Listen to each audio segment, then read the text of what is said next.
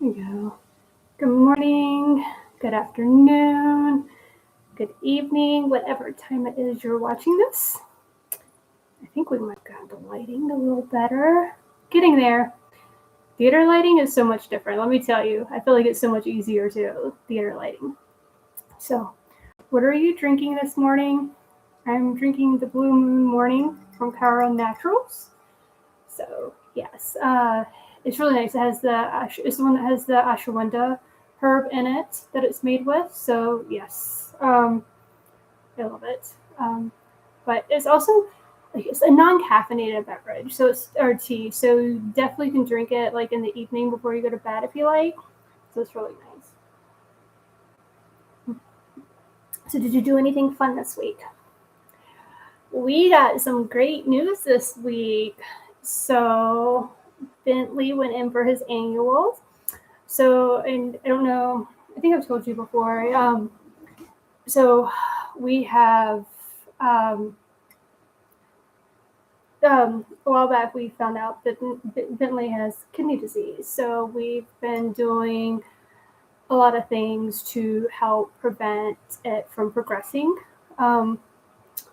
early. So to hopefully in hopes that he'll outlive it versus it going in full blown renal failure.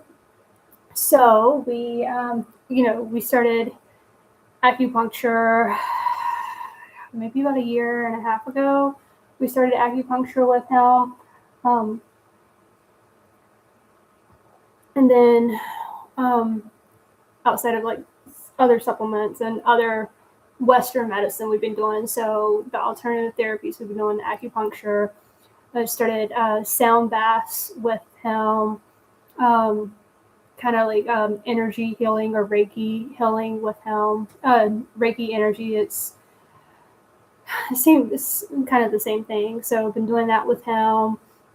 So anything that could help but not cause harm with him, so we've been doing. And so we went in for his annuals and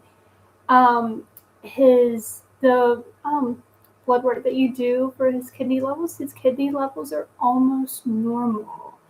So we are really excited from that. They're like, so normal would be below 1.5 and he was at 1.6. So yay. And even his glucose in his urine is starting to go down and his protein stable. So everything, yes. So we're so excited about that. So it's keep on keeping on. I always say with animals, like the sound therapy and stuff, the alternative medicine, a lot of times those tend to work better with them than they do with people because of what we call the bumblebee theory. So technically, the bumblebee isn't supposed to fly with the weight of its body and its wing versus its wings. So technically, its wings shouldn't be able to hold up its body and he wouldn't be able to fly. But nobody told the bumblebee that. So same thing with animals. Like that's why they respond so well to surgeries or if they have to have a leg amputated or anything like that because they don't know any different. Whereas we do, so we can block ourselves with our mind. So in the past videos, as I talked about, how like with your mind, your subconscious and the way you think and stuff like that, like you can block progress with healing and everything because you sit there and think, oh, this isn't going to work or like you can actually literally do that with your body. So that's why I always say, animals respond better to it than we do as humans. So yes, but anyways, whole different tangent. We're not even going to talk about that, but yes. So today, it'll be, though it's not the last day of Black History Month, but it'll be the last day we're filming for Black History Month. They're doing this for our last show for Black History Month. And we're headed, March is Women's History Month as well. And also, I know it's Colon Cancer Awareness Month. So, but I thought this would be a good transition out of Black History Month into Women's History Month. So, an unsung hero that wasn't known for many years. Interesting enough, the book came out when I was working at a bookstore. I remember it coming out, but just never really paid attention to it. I wish I had, but I guess now. Anyways, it's the book The Immortal Life of Henrietta Lacks by Rebecca Skloot. It was also adapted into a major HBO film starring Oprah Winfrey in 2017. The book came out in 2007. It was. But Henrietta Lacks had cervical cancer. She, and this was back in the 50s. And she passed away, because she passed away in 1951. So this was back, I think, 1949, 1950. She had cervical cancer. She went to Johns Hopkins. She was actually, years later comes out, she was actually misdiagnosed with, I think, the type of cervical cancer it was. But anyways, they, took her cells. And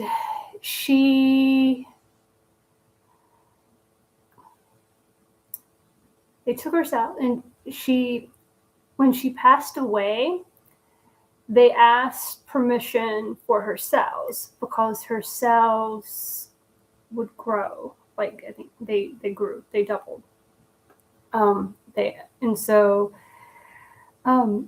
Her family had said no. Well, they used her, so then they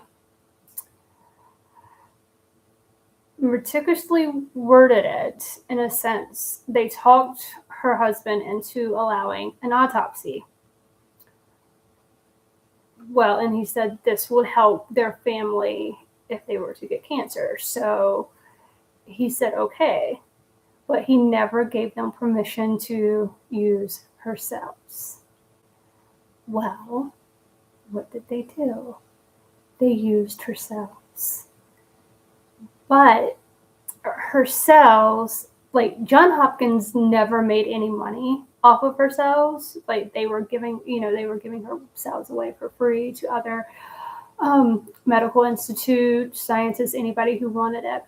But they're known as the HeLa cells because they use your first name and last name, or first two letters of your first name, first two letters of your last name. She died in 1951. The family did not find out until more than 25 years later that they had done this, or about her cells. And the only way they found out was some researchers from, I think, Johns Hopkins had came unexpectedly to collect their blood in the 1970s. And that's how they found out.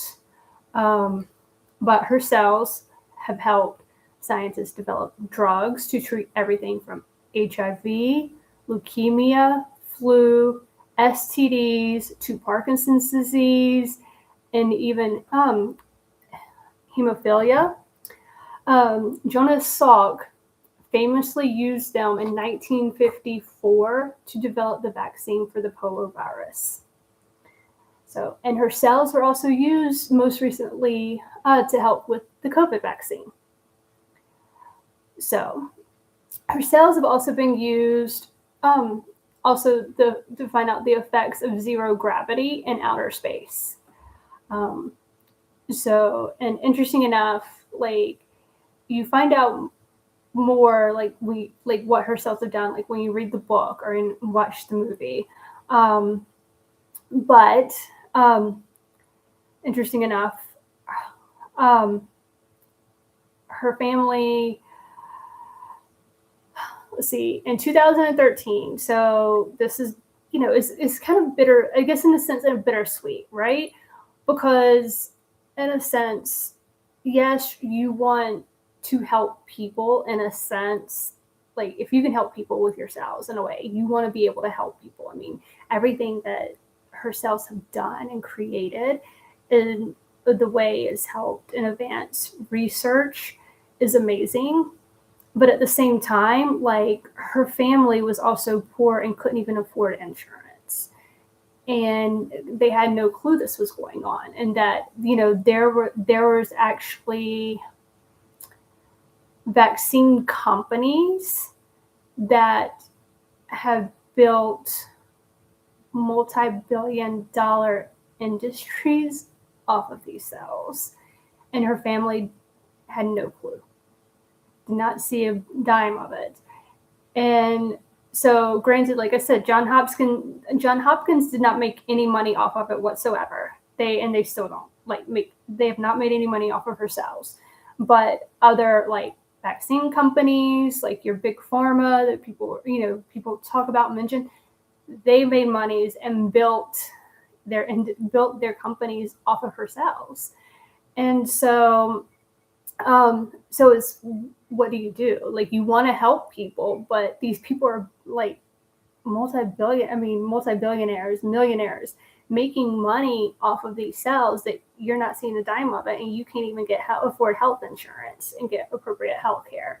So, in 2013, the family reached an agreement with the NIH that provided them with some control over access to the HeLa gnomes data.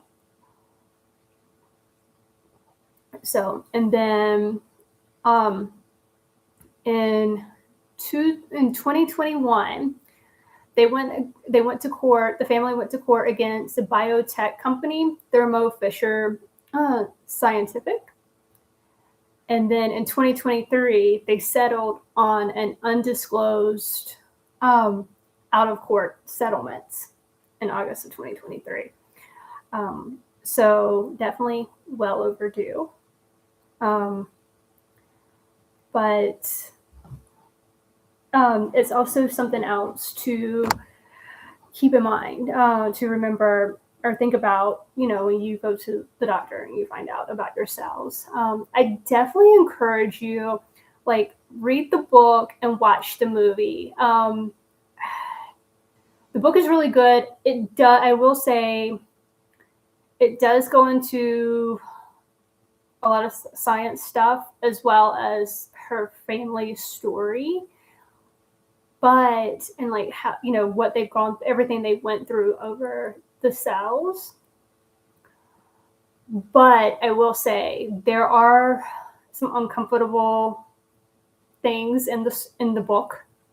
Some in the movie, a little of it's mentioned in the movie, but there are some uncomfortable things in the book. But after everything this woman went through, like, I feel like us being a little uncomfortable just reading about it or hearing about it, however, whether you read or, you're reading it or listening to it on audio, like, that's enough to pay homage for everything she has done, and everything that her cells have done. But I will say, like, the book is interesting. The movie is good. Again, I like the books better than movies for the most part. But there are some things that are in the movie that aren't in the book. So I don't know if they just quote unquote Hollywoodized it. Again, I work in technical theater. I know how they can do that. We all know how Hollywood, just to make, things, it just looks better, sounds better, flows better, whatever. They'll change it from the book, or they'll cut out a lot of the things from the book and put it in, to make the movie within a certain, time length. But then I also wonder too, with a few things that are in the movie, if this was some of the things that she had, like, left out of the book, or some of the information she had left out of the book, if that makes sense. So it is very interesting. But I will say, at the time that the book was written, there was no lawsuit or anything, or there was no court or anything like that. And even when the movie was made, there was still none of that. So keep that in mind. All of that was just most recent after that was done. After the book was written and the movie was made. But I definitely recommend both of those in a as well. So yes, very interesting how one person, one Black lady, her cells has done so much for medicine, and like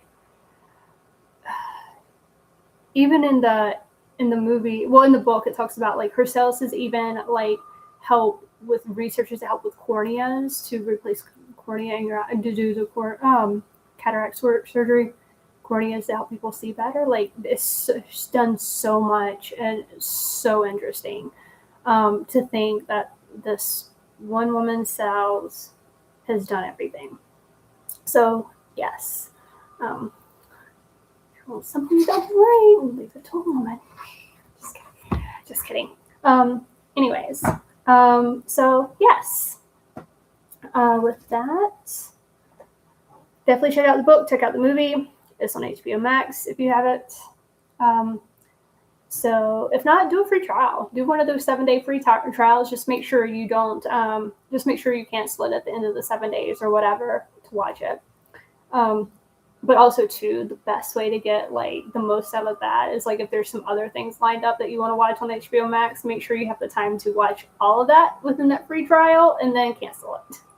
So, anyways, all right. Well, with that, have a good week. Do something fun. Take care of yourself, and we will see you next week under the willow tree.